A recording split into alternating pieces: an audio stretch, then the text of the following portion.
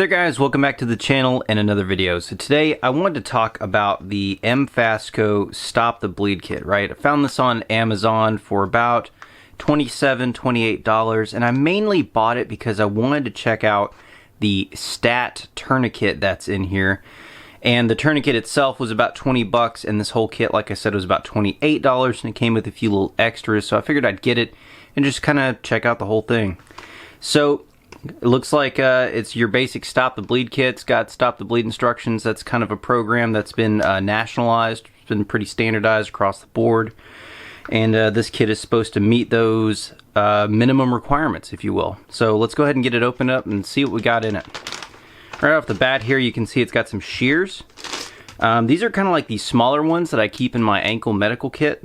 These are pretty decent, compact, kind of nice to have around.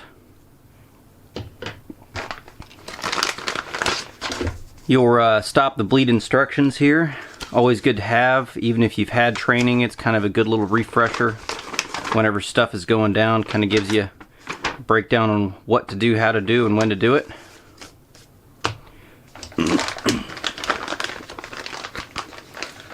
Some black nitrile gloves. Don't really recommend black. It's hard to see fluids. Yeah, you can see fluids on there, but is it sweat? Is it blood? Is it tears? Is it urine? You have no idea because you can't tell what color it is. But some gloves are better than no gloves. Some compressed crinkle gauze. This one's very compressed actually. So it says it's latex free, but I'm not seeing any kind of expiration date on it at all, which, I mean, this kind of stuff can't really expire per se, but they usually have a use by date, or like if package is not vacuum sealed, it's no longer sterile, but as long as it's sterile, you're good to go. Now the star of the show, the stat tourniquet.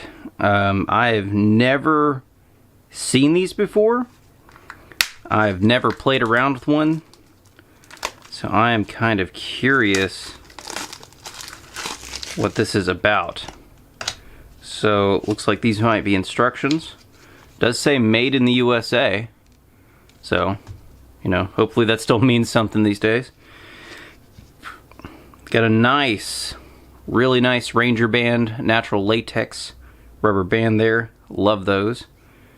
And then we have the tourniquet itself. Seems to be kind of like the ratcheting style. It has kind of like the grooves in here that I'm assuming some kind of tooth. Yeah, this is basically like a giant zip tie. Tighten until bleed stops. Apply 2 to 3 inches above wound or high and tight. Even has little instructions kind of built in there. Looks like this one, can this be re-released? I guess we're gonna find out, huh? So it's got a finger loop through there. And sure enough, yeah, it clicks, locks into place. Can it be undone though? Yeah, it looks like it. So this is a time strip. How interesting. So this right here appears to be some kind of time indicator. I'm wondering if that's chemical, because it doesn't feel like there's a battery in there. I guess we can always look at the instructions, huh? So it just says, activate the time strip by pressing the timer button until the on indicator appears. So since I bought this to test it anyway, let's just go for it. On. Yeah, look, okay, so the on changed color. And I guess this will indicate when it's been on for 1 hour, and this will indicate when it's been on for 1/2 hour. Interesting. Now, see, my concern with tourniquets like these are that they will severely, I mean, I know you're not really caring about comfort at that point, but will severely pinch once applied. Because, I mean, all it's doing is sucking the skin up into that little section there. But this can be used on all sizes. It even gives instructions on pediatric use. Yeah, I mean that's sucking my skin up in there pretty good just with light application there. Interesting. So definitely not the best tourniquet I've come across. Not the worst. So far the worst has been the RATS tourniquet, or the Rapid Application Tourniquet System, or whatever they call it. That so far has been the worst one. This is not the worst, but it's definitely not the best either. But overall for $27, I mean the gauze usually goes for about $3. Shears, about $3.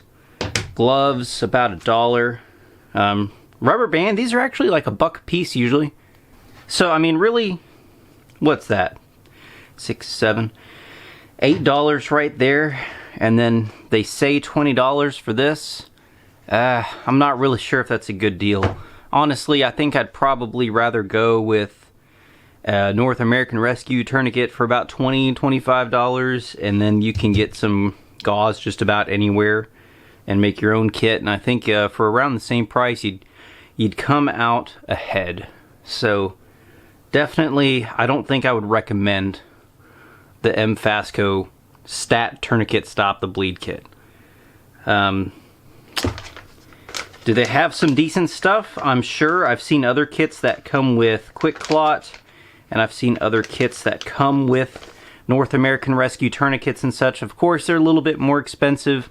I think this is their economy line, if you will, and I think that is a good definition for it, economy.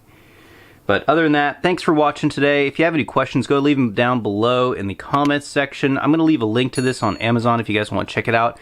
It is an affiliate link, so it does help support the channel if you do purchase anything, even if you don't purchase this kit. I'd highly recommend that you look at other kits available on Amazon as long as they are from a reputable dealer and a reputable manufacturer.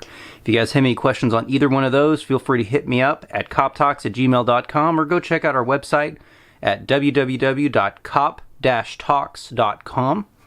We got some articles there on tourniquets and other medical supplies. And yeah, stay tuned for more, and I hope to catch you in the next one. Oh, my cat just broke into my office. Minty, no. Minty, no, you can't be breaking into people's offices. Go, go, go. No, don't lay in the corner. Go, go, go.